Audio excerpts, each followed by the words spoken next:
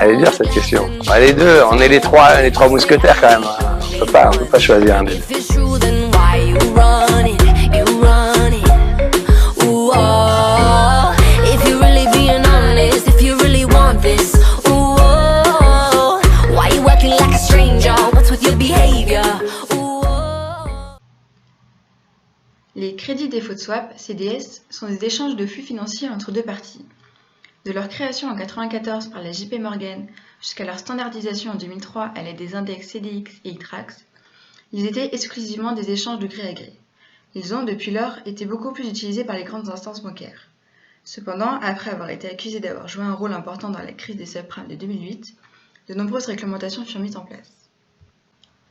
L'ITRAX est l'indice sur les marchés européens, asiatiques et australiens, alors que le CDX concerne les marchés américains et émergents. On peut les voir sur l'écran Bloomberg proposé par la fonction CDX. Définissons le terme CDS. Un CDS, Crédit Default Swap, est une sorte d'assurance par laquelle un établissement financier se protège du risque de défaut de paiement d'un crédit en payant une prime. L'entité X doit s'assurer contre le risque de non-remboursement d'une dette par une entité de référence en versant au vendeur de la protection une prime annuelle. Ils doivent contenir 4 paramètres principaux convenus par les deux parties à la création de la protection. L'entité de référence, le montant notionnel qui correspond au montant à couvrir et utilisé pour calculer les flux, le spread, c'est-à-dire le montant à payer par l'acheteur de protection, et la maturité, c'est-à-dire la durée du contrat. Durant cette vidéo, nous allons utiliser un exemple de CDS Apple de maturité 5 ans. Nous pouvons voir les 4 paramètres principaux entourés sur cet écran Bloomberg.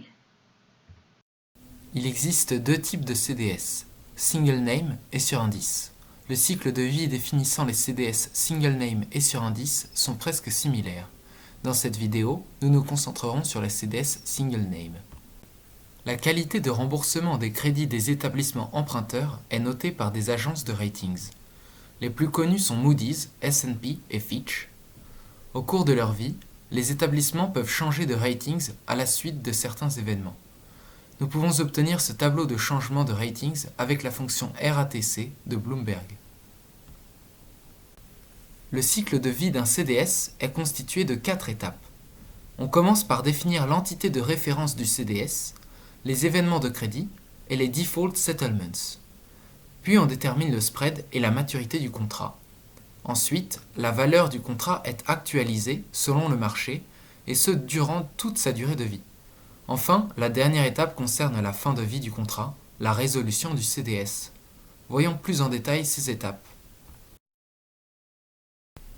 À la création d'un CDS sont définis l'entité de référence, ici en vert, qui est Apple, le montant notionnel, ici en rouge, qui est de 10 millions de dollars, les événements de crédit, ici en accord avec la législation SNAC, qui est en blanc, et le taux de recouvrement en cas d'événement de crédit éventuel, ici en violet.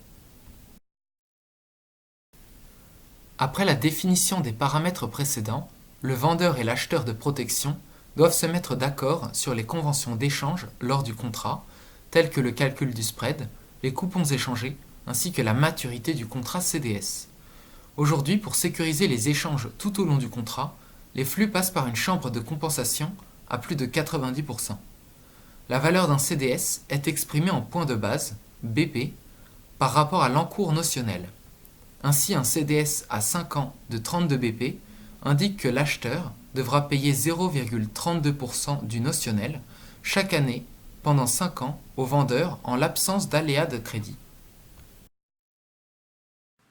Acheter une protection ne suffit pas. Il est nécessaire de prendre en compte les événements pouvant avoir une conséquence sur les CDS.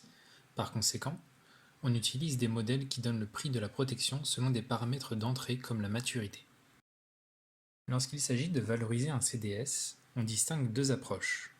Celle du non-arbitrage de Hull-White, qui donne le prix théorique du CDS, et celle du modèle de probabilité.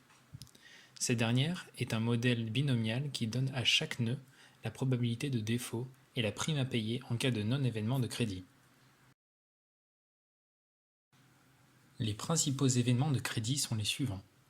La bankruptcy, qui recouvre la faillite de l'entreprise comme la liquidation judiciaire, le défaut de paiement sur les intérêts ou le principal aux dates prévues, la restructuration défavorable de la dette.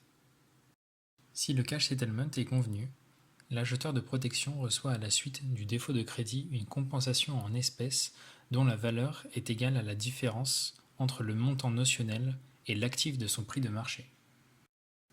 Si, au contraire, c'est un physical settlement qui est retenu, le vendeur de la protection paie le montant notionnel à l'acheteur, qui doit alors livrer à son tour le sous-jacent au prix actuel du marché, généralement très inférieur au nominal pour des obligations de compagnie ayant fait défaut. Cette étape conclut le cycle de vie d'un CDS.